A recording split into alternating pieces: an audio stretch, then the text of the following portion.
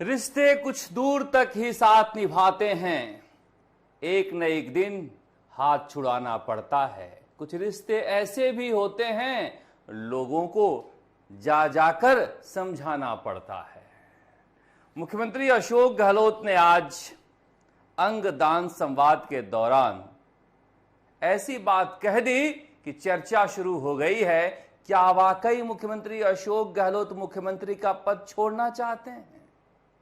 ये मैं नहीं कह रहा हूं, ये मुख्यमंत्री अशोक गहलोत ने धौली देवी के साथ संवाद के दौरान, जब धौली देवी ने, जिनका हार्ट का ट्रांसप्लांट हुआ था, उन्होंने कहा कि मैं चाहता हूं आप फिर से मुख्यमंत्री बने, तो मुख्यमंत्री अशोक गहलोत ने कहा मैं तो चाहता हूं कि मैं मुख्यमंत्री का पद छोड़ दूं, मगर ये मुख्यमंत्री का पद मुझे नहीं छोड़ रहा है। कहां छोड़ता है सर मुख्यमंत्री का पद किसी को? सुनिए क्या कह रहे थे मुख्यमंत्री अशोक गहलोत आज संवाद में। आगे सर यही मुख्यमंत्री रहे जाए, मैं तो ये बोलती हूँ यही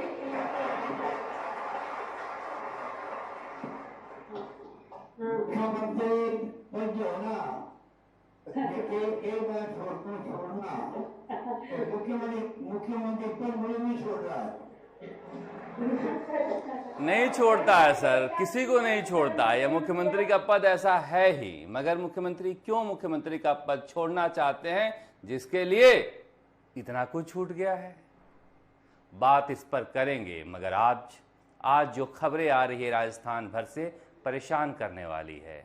सुबह सुबह भीलवाड़ा के कोटड़ी से जो खबर आई, एक चरवाहा नाबालिग लड़की गई थी पशु चराने, ऐसी आशंका है कि उसके साथ बलात्कार हुआ, फिर कोयले की भट्टी में जलाकर मार दिया गया। हड्डियों की सिवाय कुछ भी नहीं है। पुलिस ने 4 लोगों को डिटेन किया है। अभी इस सदमे से उबरे ही नहीं थे कि डूंगरपुर में दोगड़ा थाने में 9वीं क्लास के बच्ची का 5 लोगों ने अपहरण किया, जिसमें से 3 लोगों पर सामूहिक बलात्कार का आरोप है। क्या हो रहा है राजस्थान में? किसकी नजर लग रही है इस राजस्थान को?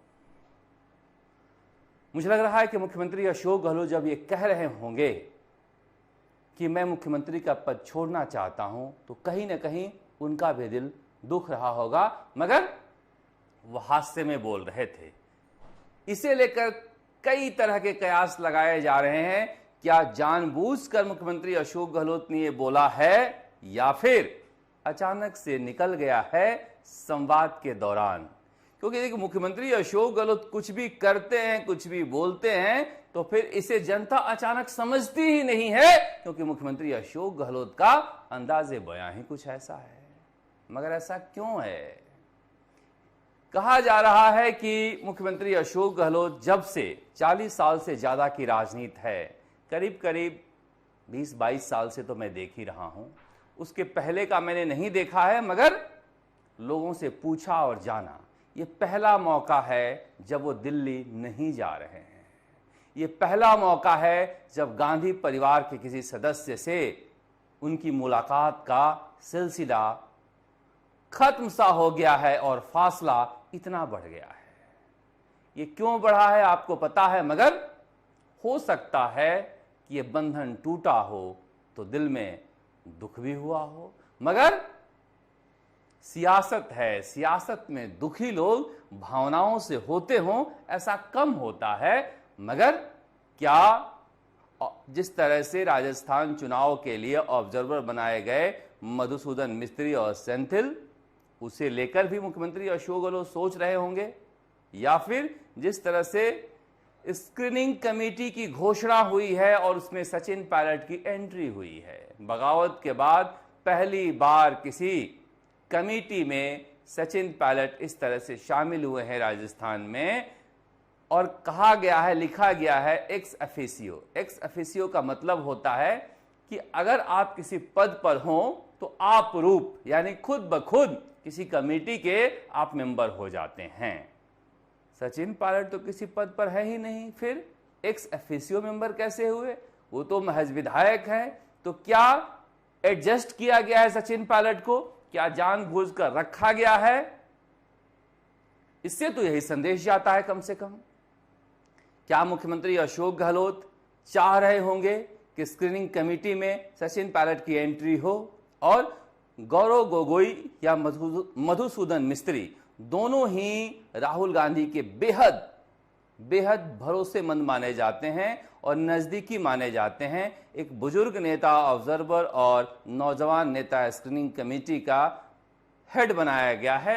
मुझे लग रहा है कि कई बार राजनीति में दिल की ना हो तो मन उचट भी जाता है, मगर तेवर बता रहे हैं मुख्यमंत्री अशोक गहलोत के कि लोगों को जा जाकर समझाना पड़ सकता है। कुछ रिश्ते ऐसे भी होते हैं कि मैं मुख्यमंत्री क्यों रहना चाहता हूं, नहीं मुख्यमंत्री मैं नहीं रहना चाहता हूं, मगर मुख्यमंत्री का पद मुझे क्यों नहीं छोड़ रहा है। अगर मुख्यमंत्री अशोक गहलोत के इस बयान के कई मायने हैं। वो बताना भी चाह रहे होंगे कि देखिए मैं पद के पीछे भाग नहीं रहा हूं, दरअसल जनता का यह प्यार और ये जिम्मेदारी है जिसको मैं ओढ़े हुए हूं। मगर सचिन पायलट की जिम्मेदारी मिलने का मतलब है कि उनके विधायक या उनके समर्थक विधायक जो हलकान हुए जा रहे थे इस डर में कि टिकट कट सकता है, कम से कम राहत की सांस ले रहे होंगे कि अपना कोई तो है कमेटी में पैरवी करने वाला। एक तरह से उनके समर्थकों में खुशी ना सही राहत तो है, मगर एक्स ऑफिशियो मेंबर की हैसियत से अगर वो मेंबर हैं स्क्रीनिंग कमेटी में तो लोग कयास लगा रहे हैं क्या आगे आने वाले दिनों में सचिन पायलट क्या कांग्रेस का कोई पदाधिकारी बन सकते हैं। यह उनकी आज की तस्वीर है। अलग अलग तस्वीरों में नजर आते हैं। ये सुबह का नज़ारा है जब उनसे मिलने के लिए इस तरह से बड़ी संख्या में लोग उनके घर पर पहुंचे थे। इस गोलाई में वो लोग खड़े रहते हैं और सचिन पायलट एक एक करके लोगों से इस तरह से मिलते रहते हैं। आज पैंट शर्ट में थे, वैसे कुर्ते पजामे में भी रहते हैं, मगर थोड़ी भीड़ तो बढ़ेगी स्क्रीनिंग कमेटी के मेंबर बनने से, क्योंकि माना जा रहा था कि वो राज्य की राजनीति से दूर होंगे। अगर वो एआईसीसी में कोई पद पा भी जाते हैं तो हो सकता है कि यहाँ पर सक्रिय रहेंगे, जैसा कि कांग्रेस आलाकमान चाहेगा कि मुख्यमंत्री अशोक गहलोत और सचिन पायलट दोनों एक साथ मिलकर चुनाव में जाएं ताकि कांग्रेस का स्ट्राइक बेहतर हो। लौटते हैं अब दूसरी खबरों पर। सियासत से अलग जिस तरह से हरियाणा जल रहा है और उस पर राजनीति हो रही है, उसे लेकर भी राजस्थान में राजनीति हो रही है। हरियाणा के मुख्यमंत्री और नेताओं ने कहा कि मोनू मानेसर को अगर राजस्थान पुलिस पकड़ना चाहती है तो हम उसके लिए सहयोग करने के लिए तैयार हैं। मुख्यमंत्री अशोक गहलोत ने पलटवार किया कि हमारी पुलिस गई थी पकड़ने के लिए, मगर वहां पर पुलिस पर भी हमला हुआ और सरकार ने केस दर्ज किया और असहयोग किया। हरियाणा के मुख्यमंत्री श्री मनोहर लाल खट्टर मीडिया में बयान देते हैं कि राजस्थान पुलिस की हर संभव मदद करेंगे, परंतु जब हमारी पुलिस नासिर जुनैद हत्याकांड के आरोपियों को गिरफ्तार करने गई तो हरियाणा पुलिस ने कोई सहयोग नहीं किया, बल्कि राजस्थान पुलिस पर एफआईआर दर्ज कर ली। श्री खट्टर हरियाणा में हो रही हिंसा को रोकने में नाकाम रहे हैं और ध्यान भटकाने के लिए इस तरह की बातें कर रहे हैं, मगर मोनू मानेसर के बारे में मुख्यमंत्री अशोक गहलोत ने नहीं बोला है। दरअसल राजस्थान पुलिस मोनू मानेसर को टच नहीं करना चाहती है। वो जानती है कि हरियाणा की आफत चुनावी साल में हम लेकर क्या करेंगे, इसलिए जब भी मोनू मानेसर के बारे में राजस्थान पुलिस से पूछा जाता है वो कहती है कि अभी जांच जारी है, मगर पलटवार दूसरी पार्टी के नेता कर रहे हैं। असदुद्दीन ओवैसी ने पलटवार किया है कि हमें हरियाणा सरकार से कोई उम्मीद नहीं है, मगर मुख्यमंत्री अशोक गहलोत जी कांग्रेस सरकार ने नासिर और जुनैद की हत्या को लेकर अब तक आपके प्रशासन ने सुस्ती और लाचारी दिखाई है, चाहे वो उनके परिवार को मुआवजा देने की बात हो या उनके कातिलों को पकड़ने की। जुनैद नासिर का कत्ल फरवरी में हुआ था। अगर खट्टर सरकार आपका सहयोग नहीं कर रही है तो तब से लेकर अब तक आपकी सरकार ने क्या कदम उठाए? आपकी सरकार आर्टिकल 131 के तहत हरियाणा सरकार के खिलाफ सुप्रीम कोर्ट क्यों नहीं गई? असदुद्दीन ओवैसी। आजकल ट्विटर पर ही सारी राजनीति हो जाती है। मगर मुख्यमंत्री अशोक गहलोत जानते हैं कि बर्रे के छत्ते में हाथ क्यों डालें, इस चुनावी माहौल में, मौसम में क्यों मोनू मानेसर को लेकर राजस्थान आए और फिर एक नया बवाल खड़ा हो, जो त्रिशूल दीक्षा के समय, प्रवीण तोगड़िया के समय खड़ा हुआ और फिर कांग्रेस सरकार की पराजय हुई। वो चाहेंगे कि इस तरह का विवाद नहीं हो, मगर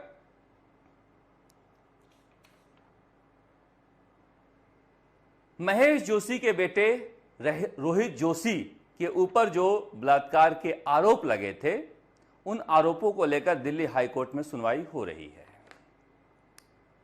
2 अगस्त को इसे लेकर आखिरी बहस होनी थी।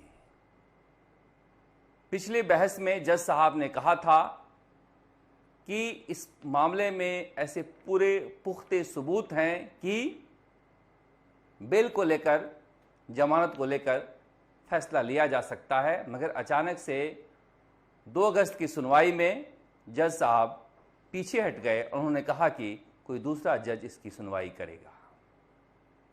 ऐसा क्यों हुआ समझ में नहीं आ रहा है, मगर उस लड़की के साथ ऐसा ही हो रहा है दिल्ली में।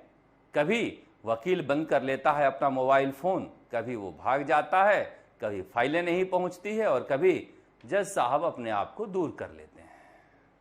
कितना मुश्किल होता है किसी ताकतवर से किसी लड़की का लड़ पाना अपनी इज्जत के लिए, जो बेटियों के आबरू को लेकर चर्चा करते हैं कि वो तो सौदेबाज है। उन्हें समझना चाहिए संघर्ष कितना मुश्किल होता है, और वो भी ताकतवर और रसूख वालों के लिए। अब 9 अगस्त को इस मामले में सुनवाई होनी है, मगर जिस तरह से बलात्कार की घटनाएं राजस्थान में बढ़ रही है, ये चिंताजनक है। उधर एक वीडियो वायरल हो रहा है सोशल मीडिया में। लोग इस वीडियो, हम कहें कि आवाज देंगे, वीडियो में घाट पर बीमार को लेकर जा रहे हैं सपोटरा के लोग और अपील कर रहे हैं मंत्री रमेश मीणा से कि सड़क बना दें ताकि बीमार लोग कम से कम अस्पताल पहुंच सकें। अब इस तरह की वीडियो के जरिए अगर मंत्री तक, सरकार तक संदेश पहुंचा रही है जनता, तो सोचने का वक्त है। मगर सोचने का वक्त लाल डायरी के मसले पर भी है। जिस तरह से जोधपुर पुलिस आज पहुंची थी पिपाड़ थाने से राजेंद्र सिंह गुढ़ा के घर पर, बहुत सारे सवाल खड़े होते हैं। अगर मौका मुआयना करना था तो फिर जो पीड़ित हैं या आरोपी हैं उन्हें लेकर पुलिस आती, वही तो बताते मौका क्या है। मगर नहीं, पुलिस वाले अकेले आए थे। जयपुर पुलिस को भी हमने पूछा तो पता नहीं था। सीधे मंत्री जी को फोन गया कि हम आपके बंगले पर मौका मुआयना करना चाहते हैं। 2 जुलाई को मुकदमा दर्ज हुआ, 24 जुलाई को वो पकड़े गए। अब जाकर मौका मुआयने में क्या रखा है? कहा जा रहा है कि भाई बहन बनकर 2 नाबालिग लड़के और लड़की यहां पर रुके और लड़की ने अब बलात्कार का आरोप लगा दिया है लड़के पर। हालांकि यहां से भगाए जाने के बाद वो जयपुर के एक होटल में भी रुके थे, वहां पर भी बलात्कार का आरोप है। मगर जिस तरह से पुलिस पहुंची है और पुलिस भागी है, कहीं ना कहीं बीजेपी को मौका मिल गया कि केंद्रीय एजेंसियों के दुरुपयोग का आरोप सरकार लगाती है। कहीं राजस्थान सरकार तो ऐसा नहीं कर रही है। वैसे राजेंद्र गुढ़ा ने सदा हुआ बयान दिया है कि इस मामले में जो भी हो, दूध का दूध और पानी का पानी होना चाहिए, मगर जांच एजेंसियों और पुलिस का दुरुपयोग नहीं होना चाहिए। वैसे वो जानते हैं कि सदुपयोग और दुरुपयोग पुलिस का उनके खिलाफ हो सकता है, और इसीलिए वो बार बार कहते भी हैं कि मैं कभी भी गिरफ्तार हो सकता हूं, मुझे गिरफ्तारी का डर नहीं है, मगर लाल डायरी की जांच हो। अगली किस्त कब आएगी लोग पूछ रहे हैं, तो कह रहे हैं इंतजार कीजिए। खबरें अब तक इतनी ही हैं, हम राजस्थान तक पर भी आपको बताते रहेंगे लाल डायरी से जुड़े किस्से, क्योंकि इतने फसाने हैं, इतने अफसाने हैं कि आप पढ़ते पढ़ते थक जाइएगा। वसुंधरा राजे कहाँ है पता नहीं चल पा रहा है, क्योंकि प्रदर्शनों में भी नहीं आ रही हैं। एक ट्वीट जरूर आया है कि राजस्थान में महिलाओं के खिलाफ बढ़ते अपराधों पर अब दुख जताने को भी शब्द कम पड़ रहे हैं। आज मैथिली शरण गुप्त जी की ये पंक्तियां याद आ गई जो उन्होंने दशकों पहले महिलाओं के मानविक जीवन को देख आंसू भरी आंखों से लिखी थी। अबला जीवन हाय तुम्हारी यही कहानी, आंचल में दूध है और आंखों में पानी।